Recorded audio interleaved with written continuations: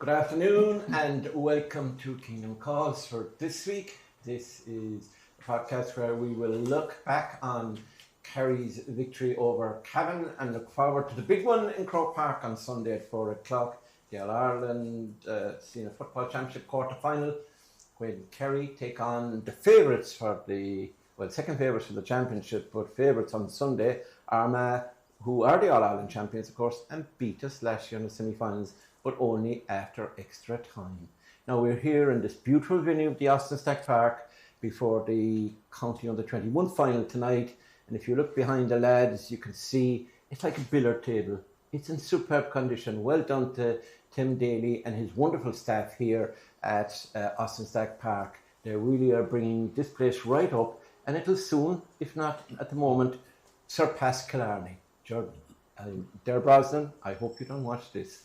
Now, my panel is All-Ireland medal winner with Kerry, back in the great years, one of the finest footballers to ever come out of SD, and that man noted for his broadcasting sort of expertise on Radio Kerry, but we steal him every now and then for this podcast. He was with us all last year. He has yet to win a junior championship medal with SD, but he's trying hard as manager.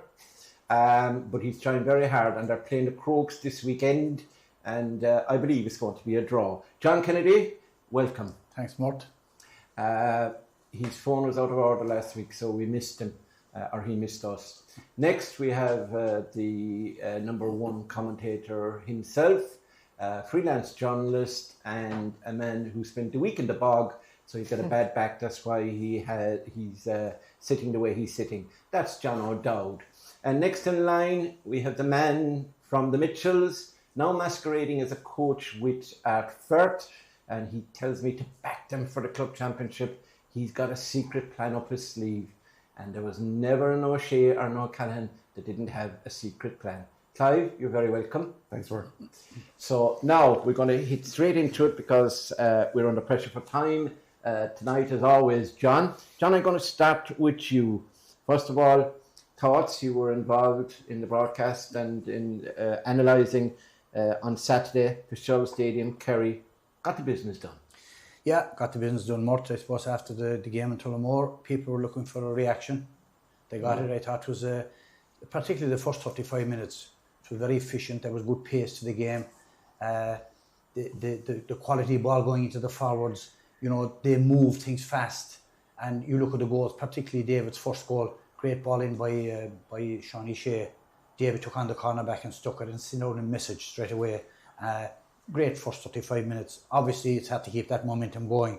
But it was all about getting the result. It was all about not coming out with injuries. Unfortunately, we lost Diarmid.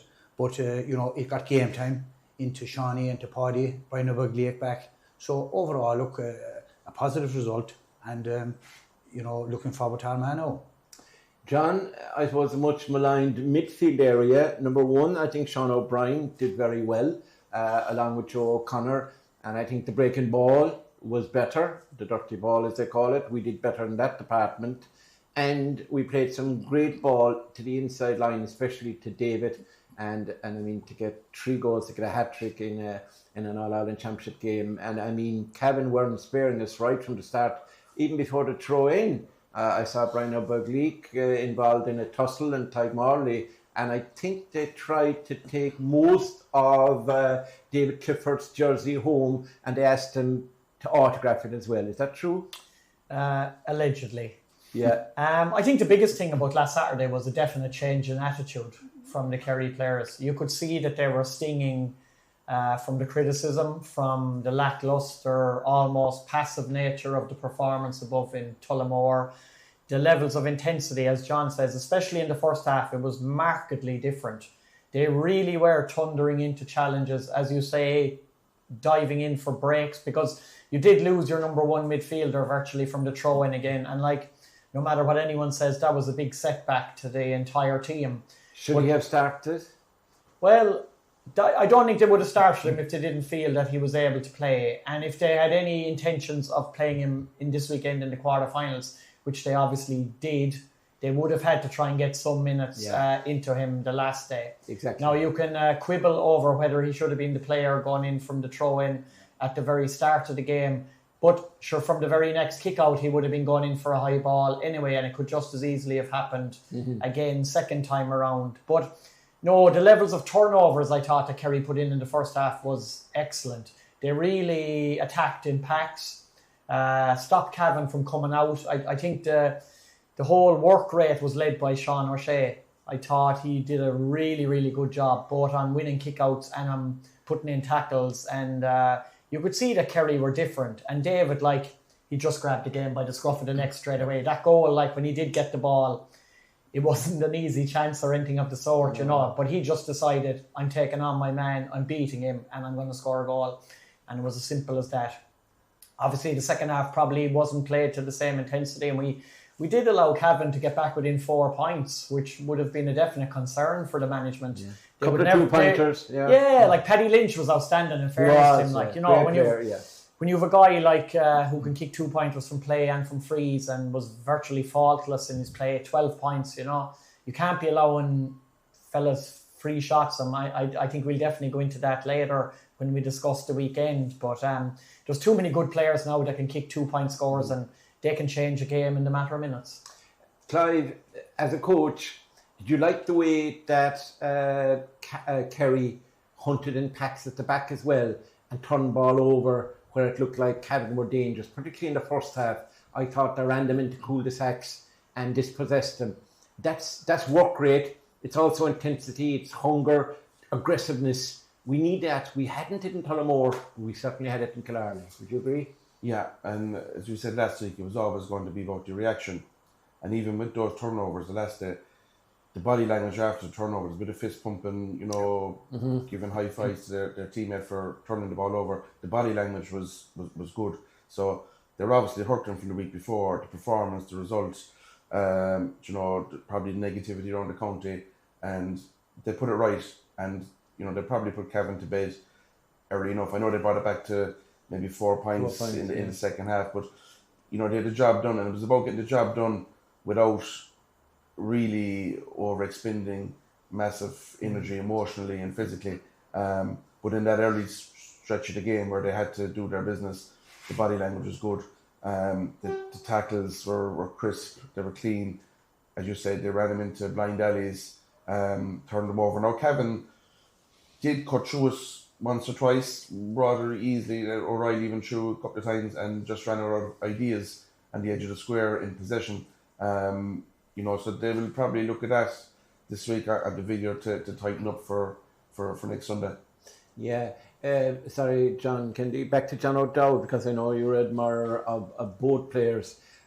It was lovely to see Evan Looney, who in my humble opinion, should probably have been given more time during the National League, put him in a cornerback or wing back. I would even have him, if they're looking for a defensive number 10, there's a man who can man mark, who has pace to break, and we saw him here in the county final when he scored that goal. He's got talent to burn. He played Sickerson Cup. He's been involved in underage teams. He plays with the Crooks, who, let's face it, are not too bad a senior team, sure they're not. And we also had Tomas Kennedy coming in. It was lovely to see. We broke that news here the previous week, that he was going to be introduced. I think it's Clive that had it. And then he came on and had a lovely point. So were you happy with those? Yeah, definitely. Individually in the second half, there were two of the highlights of what happened in the second 35 minutes. I suppose the first thing to say about Evan Looney is that he was a bit hamstrung from the start of the year by the progress that Dr. Crokes made in the club championship. Yeah. It's different if you're an established Dr. Crokes player like a Gavin White or whatever. Tony Brosnan or whatever. Yeah, but when you're a new player, you probably have to be in at the very, very start to make a name for yourself. But as the months have gone on, he's obviously impressed in training, so that he was getting closer. He was nailing down his spot in the 26, getting closer then to getting game time. And it was... as you say, you mentioned there, maybe as a defensive wing forward, he doesn't necessarily have to be a wing back or a cornerback. And I think it was Graham O'Sullivan who went off with a bit of a head injury or a blood injury or whatever it was, and Evan came on instead of him. And he instantly got involved in the game. Very good at carrying the ball. He made a lot of ground every time he went on solo runs because he has that turn of pace. So I think he's definitely put himself into contention. Probably not to start on Sunday. But in the 26? Oh, well, he'd definitely be in the 26, but he's in contention to be among the 20 that might come on, especially in Croke Park when pace and speed is needed. And plus, he has that temper and that tenacity, and we're going to need an awful lot of that against Armagh the next day. For Tomas Kennedy, I know it was only 5, 6, 7 minutes, but and the game was nearly over, but he took to it like a duck to water. He looked so composed when he came on. He wanted the ball. He got involved. Players, the more senior players, seemed to have no trouble instantly in wanting him to get on the ball. Took his point well, fisted effort, was involved in another score, I think. But just looked generally comfortable at that level.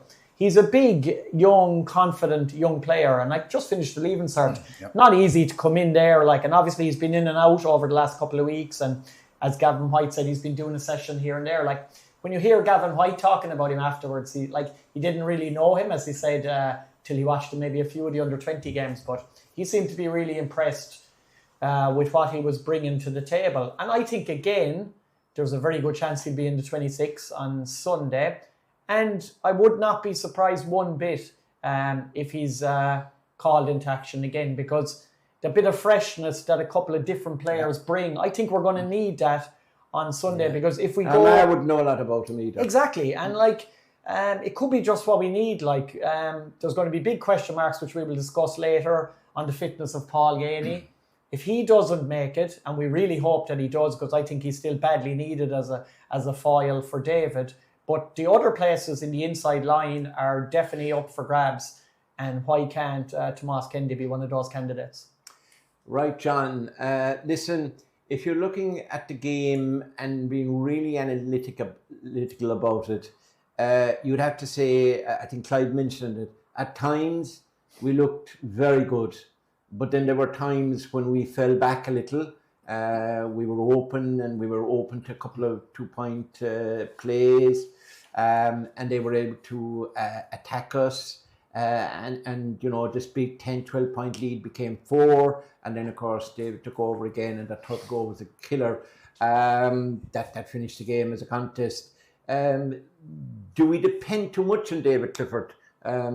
Maurice Brosnan in the Examiner podcast, whom I have great time for, because Maurice is half a Kerry man, Kerry parent and a Galway parent, so he's in trouble up in Galway when he does analysis, and he's in trouble down in Kerry. The man can't win, but he's brilliant, and he writes for the Examiner. Obviously, I do a small bit for them, so people might say it's me boosting up the Examiner. It's not.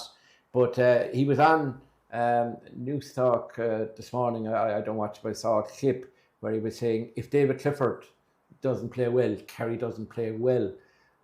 And he went back in the All-Irelands and different things. But I would maintain that we lost last year against Armagh, just keeper error, Shane Ryan, how many times has he saved us? We had Gavin White falling, we had another one, and we had a turnover, and we had against Dublin, and we had David's free turn the other way. COVID was 2021, you couldn't talk about 2020.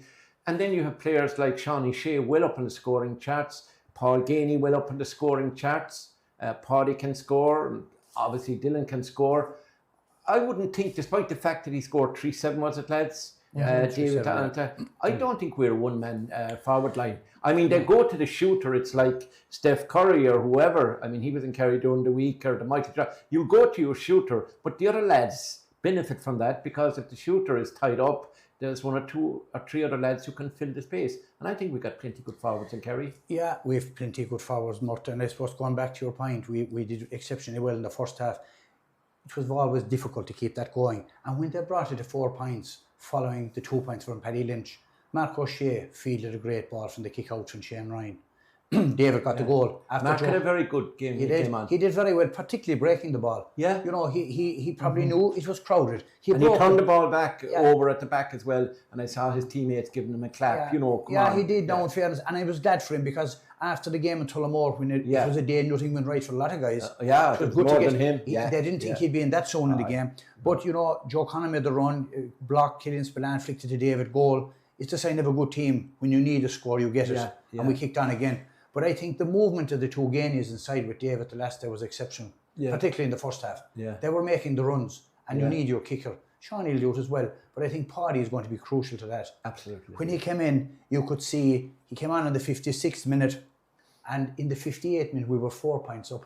Yeah. But he steadied the game. One particular ball in the middle of the field, he kicked it over toward the press box with the outside of his left leg. He took about 4 Cavan fellas out of the game with that kick alone. Yeah. He just heads up football. Yeah. And I think we'll need that in Croke Park. But David is an exceptional talent. You know, Shane Welsh does it for Galway. You know, Soapy Campbell or Rian O'Neill do it for Armagh, Concallan. All the big teams have the marquee players. Yeah. But David is our marquee player. Yeah. But what you'll be hoping for is, if he's curtailed, that somebody else will chip in with a couple of points to make up for his curtailment, because he will come in for attention the next day. Armagh will know if we can curtail David, we'll have a great chance. Yes. But that's when others have to step up. Yeah. Would you agree, John? Now, would you disagree that we're a one-man forward line? I don't think we're a one-man forward line, but it's definitely fair to say that we don't have another David Clifford. If he is generally well held, which has happened on a couple of occasions, we are not going to function to the same level as we will if he's in full power, because he's just that good a footballer that we need him at his very best. I think David is in a better place than he was this time last year, going into the knockout stages of the championship. I feel he's motoring better. There's that extra spring in his step, an extra zip in the way he's running. Like, even as he admitted himself in the interview after the game the last day, he could have got 6 goals. Easily. Yeah. Like, he could have finished up with 6-10, 6-11. And that's not a mad statement. It was just the way that he played. Like, he was pretty much unmarkable the last day. Now, of course, he's going to come in for a lot of treatment off Armagh the next day. But, you know, Barry McCambridge, the full-back, who did a really good job on him last year, he's an injury doubt at the moment. He went off after 20 minutes against Galway the last day. So, remains to be seen if he's in a position to tog out. But Paddy is arguably just as vital now as David, because, as John says, he sets the tempo. Yeah. He can quicken up the game or slow the game down depending on what's necessary at the time. And Paddy must be absolutely champing at the bit, because he's missed so much action. And you could see even in the 15 minutes, he brought a difference to Kerry's play. Yeah. And Sean O'Shea, we have to mention him the last day, was probably his most impressive overall, most consistent performance. Box to box. Yeah, of the whole year. Yeah. He looked really, really up for it and really ready to have a big say in the rest of this championship. So his work rate was unreal, John. Yeah. The turnovers he won, like the kickouts he won, breaking ball, everything like that. So hopefully, if we could just get Paul Gainey added to those players, we will give Armagh a lot to think about. Yeah.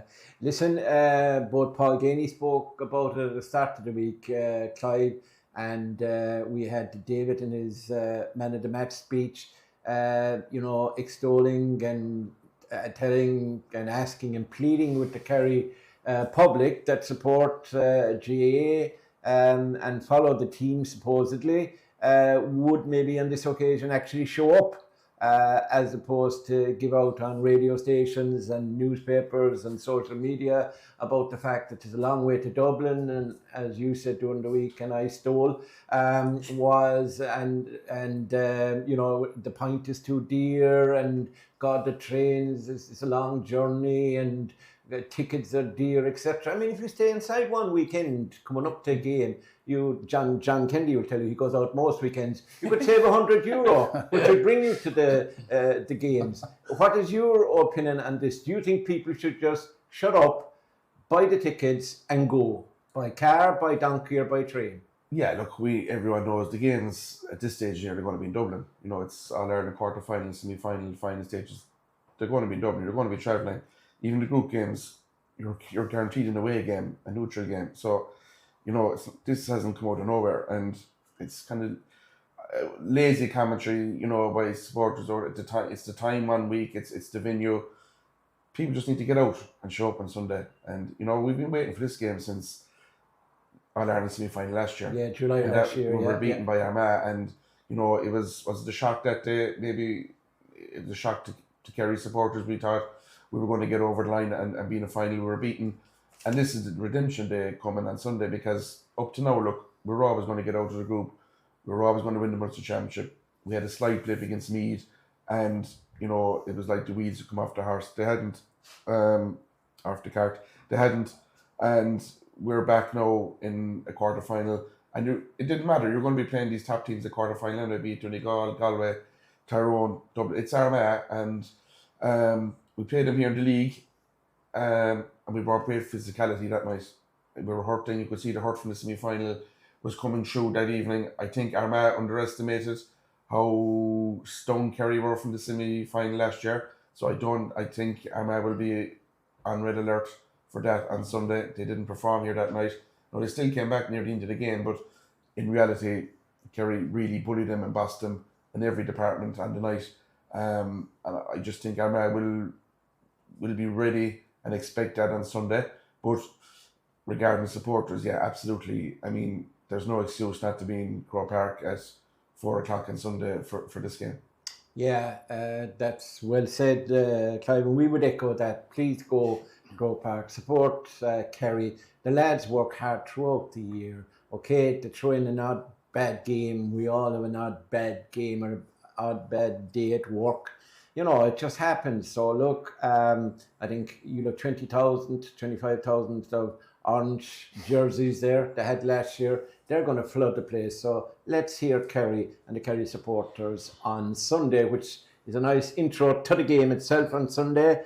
John, you look to be a man who normally is kind of cool, calm and collected. But today you look with those eyes to sort of be of a nervous disposition. You are afraid of this one. Tell me why you fear Armagh so much. They're a very good side, Murt, first of all. They're All Ireland champions. But like Clive said, Kerry, we're all involved in some form or another over the last number of years in football. Mm-hmm. We all have days like Kerry had in Tullamore. And that's who's hurting the most. The players, the management, the families. The look was that they had only a week between the Tullamore game and Cavan last weekend. It's great to get back out in the field. They did redeem themselves, but this is the big one. They've been waiting since last July for it. And all the build-up, all the training is for it. If we had everybody, you'd be very, very confident. But you'd still be confident, whatever 15 goes out, that we will really put it up. This is a defining game for the team and the management. Because you lose, your year is done. You're over. Yeah.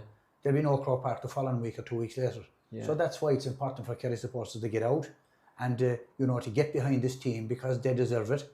They've gone through a lot, and the matchups, the quality in both sides, it'll come down to who look last year misses, a few chances. Slipped maybe by Shane Ryan, untypical. Mm-hmm. Ball was fisted, ended up on the net. Could have gone wide. That's the difference. Yeah. They're narrow lines. Rian O'Neill kicked a few thundering shots. Rory Grogan, Stephen Campbell. These guys, they'll have to be marked. But there's huge experience in our squad and in our management team. Yeah. John, would you say, we'll stick with Cavan for a moment. Armagh. Do you think that Armagh are stronger than last year? They played well. They lost in a replay to the Ulster final to Donegal, which they'd want to win. They came through their group okay. They were guaranteed before they played Galway. Almost beat Galway, and it was last minute stuff, wasn't it? Mm-hmm. And then if you look at it, the likes of Charlie Oak, Burns and Ross McQuillan, they were subs coming on last year, and they're actually back on the team. So my point is, not alone do they appear to be playing better, stronger, faster, and adapted to new rules well, but they also are a team that probably have a stronger bench than Kerry. Armagh are definitely better than they were last year. because simple fact that they have the confidence and they have the self-belief of being All-Ireland champions. They know they have the proof from just 12 months ago that on their day they were the best team in the country. And they still have that belief, and they have McGeaney, Donaghy, McKeever, they have the rest of them still in that backroom team that are telling them. Plus they've freshened up the team a little bit, like you mentioned. McQuillan is playing unbelievable stuff. Yeah. He's a superb athlete. He had experience in Australia. He can go box to box. Burns can do the same. McCullough is good, isn't he? Peter McGrain has come in there. He's doing well in cornerback. Dara McMullen, a young player at wing forward. The midfield has even been changed up a little bit. Jason Duffy, the last 2 games, has lined out in the middle of the field. They have a very strong bench. And of course, the biggest thing from earlier in the season is they got Rian O'Neill back. Yeah. And getting Rian O'Neill back into the team is pretty much the equivalent of us getting David Clifford back into our team after a period out of the team. Yeah. So make no mistake about it, this is the acid test of this Kerry team, this Kerry management, this Kerry group for 2025. But it's the test that you want. These players are, like, as Clive said, there's hurt there from last year. Like, remember that if Tom O'Sullivan scored the goal in the second half of that match, Kerry were going 7 points ahead.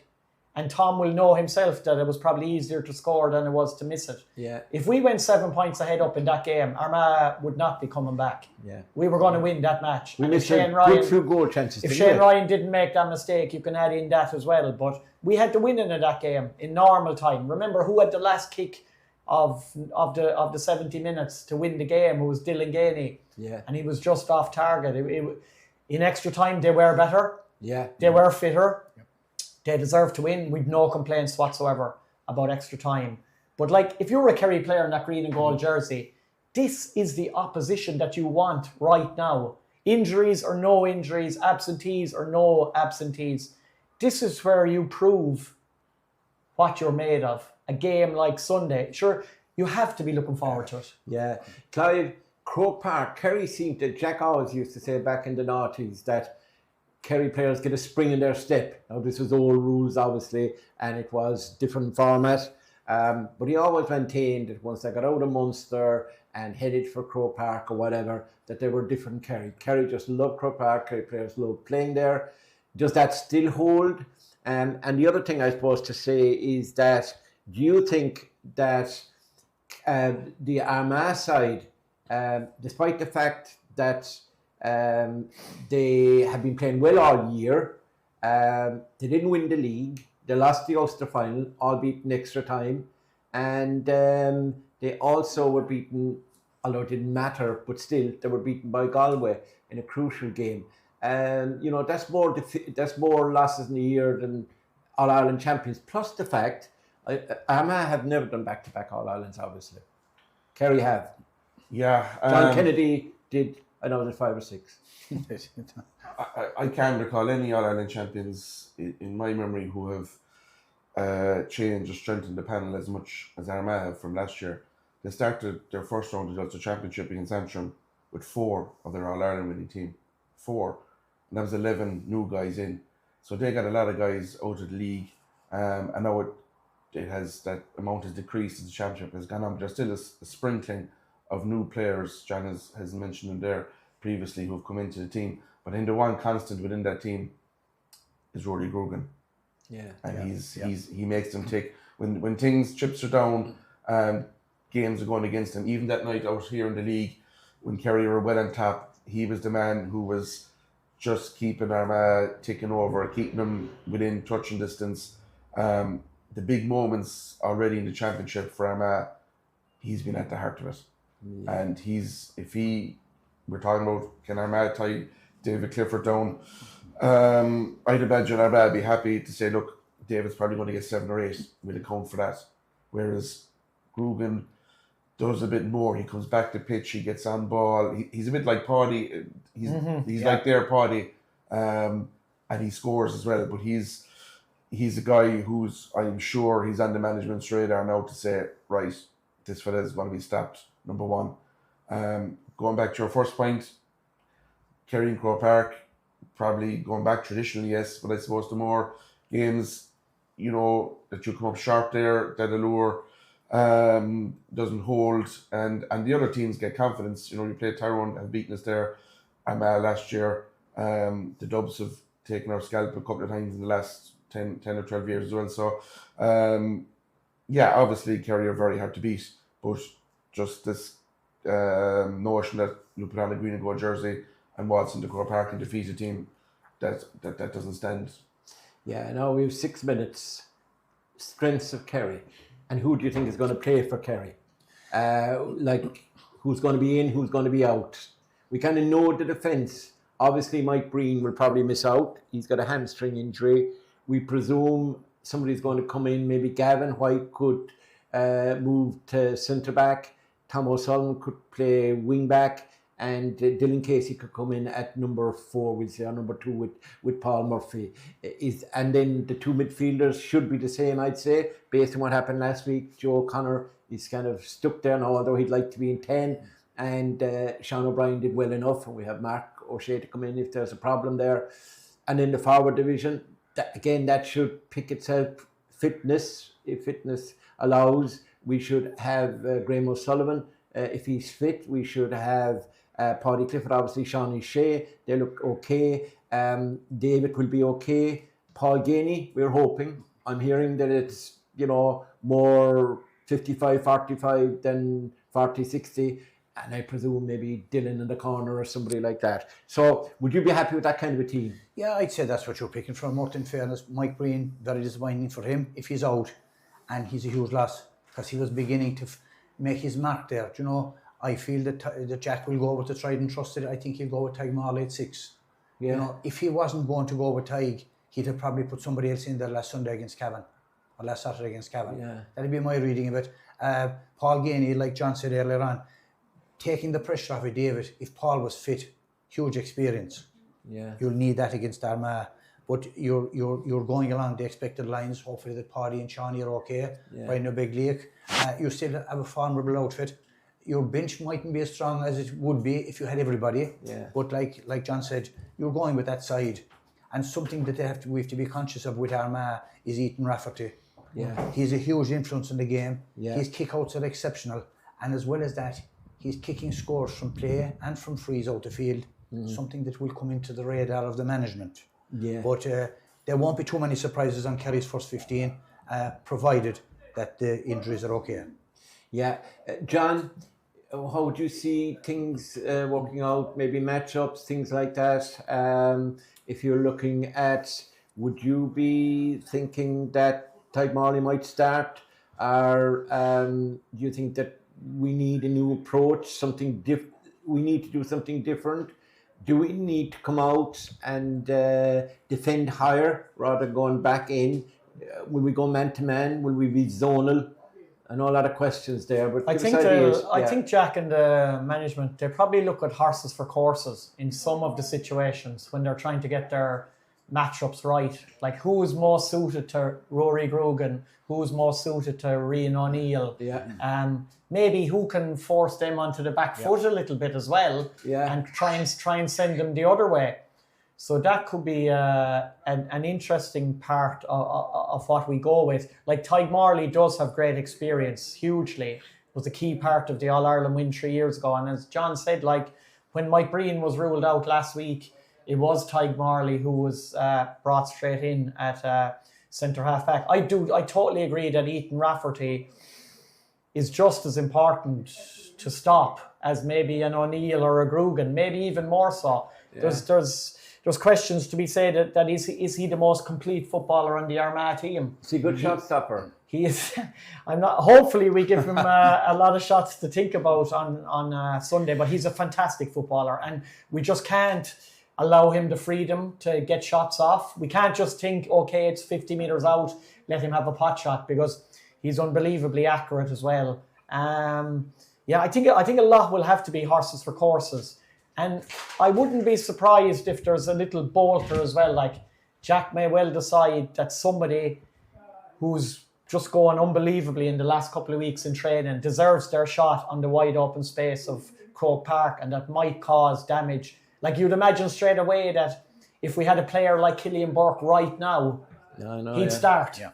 on Sunday because he'd be ideally suited to the game. It's just a pity like There's that. no flights out of Australia. No. Not at the moment. But Yeah, no, it'll be intriguing. Like, what will Armagh do as well? You know, they have a few injury concerns, and as Clive said, their panel is so strong now that they have selection concerns. Like, there are fellas that are really close to being in and out of the team. Like, I suppose for their point of view, they will feel that a change or two either way won't upset the balance. Yeah, Clive, we'll be winding up. I'll be asking you, think now about who you're going to predict is going to win. Clive, there was a rumour, which you probably started, going around earlier in the week that Jack had a rabbit to pull from the hat. That was the shape of Jack Barry.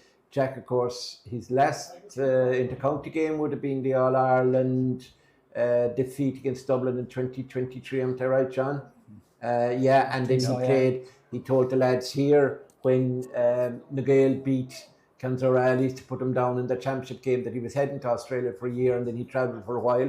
So he would have been playing some sort of football in Australia, but he hasn't played anything serious for 2 years, and a little bit less. But there were talks about him being drafted in. I suppose desperate men seek desperate remedies comes to mind. Do you think there's a possibility, or do you think that when we inquired and told no, it's not happening, that it's not happening? I'd be very surprised if he was involved this weekend. He's been just out of the loop. He's been away travelling. We kind of like Rob Monaghan being involved in a county final, wouldn't it? Yeah.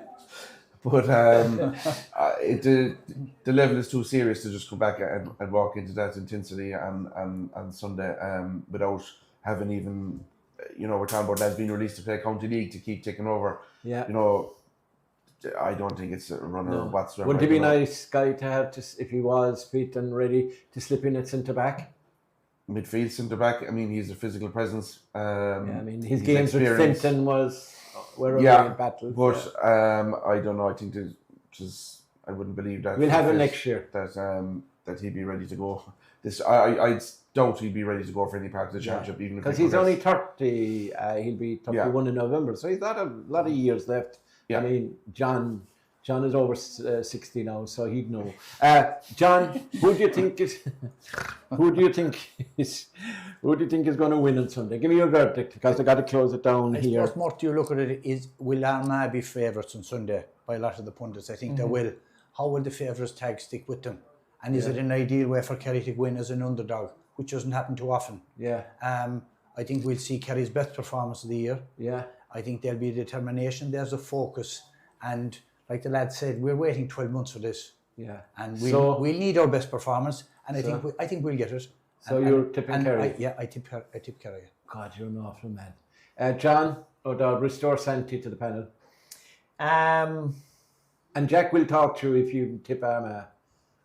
Armagh are the bookies' favourites for the game, and deservedly the favourites. And on all known form and current form and battle-hardedness from being in that group with Galway, Dublin, Derry, like they've really had to go through the mill to get through. What I've noticed about them though this season, 23 points is their lowest score in the 6 championship matches, the lowest.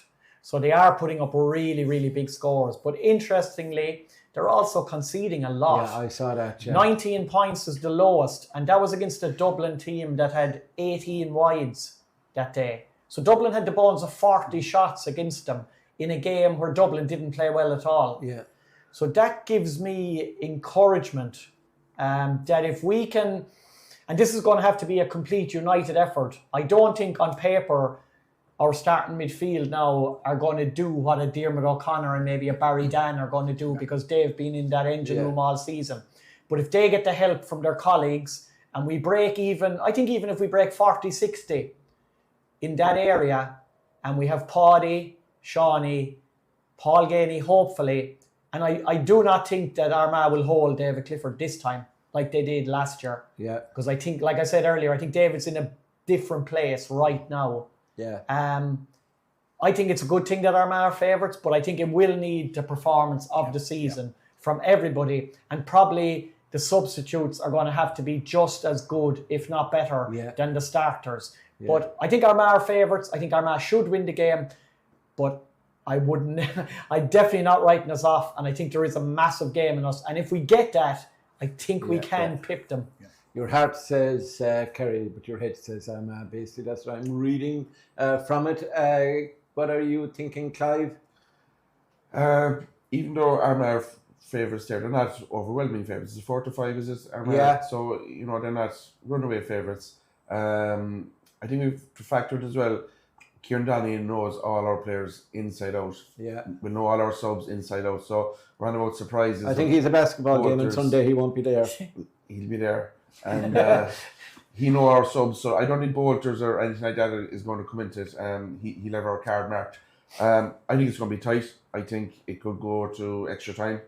Again, I think it could be that tight. Wow. But that's going to require the performance. And if we see the energy and the body language that Kerry had in the first 20 minutes, I know it's going to be different intensity with Armagh.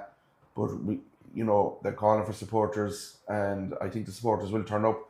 And I think then they'll have to keep up their side of the bargain and give the supporters something to be shouting about, as Armagh were shouting about coming down the stretch last year. Yeah, I think football skill, football talent, hunger, desire, revenge in a nice way is going to be Kerry's main attributes on Sunday, and I take them to win it by 3 or 4 points. That's my analysis of it. Mystic Murt is rarely wrong, as you know, John. Now, I only want one word. Monaghan or Donegal? Donegal. You? Donegal. Monaghan. Oh, God. Yeah, I actually agree with you. Dublin or Tyrone? Tyrone. Tyrone. Tyrone. Dublin. Galway or Meath? Galway. Galway. Galway. Galway too. So we're all together on Galway. So on that note of agreement, which is rare on this panel, we will leave it for now. I would like to thank John Kennedy, John O'Dowd, Clive O'Callaghan for coming in, John C. O'Shea for his wonderful work behind the scenes on the camera, and wish the Kerry team, and indeed Armagh, every look on Sunday. Let's hope it's a good game. Let's hope it's a sporting game. And again, let's appeal to the Kerry supporters. Just travel, support your team, and at the end of the day, if they come up short, they come up short. But at least you've been there and you played your part, as David Clifford said. You are the 16th man. From Murt Murphy, goodbye for now.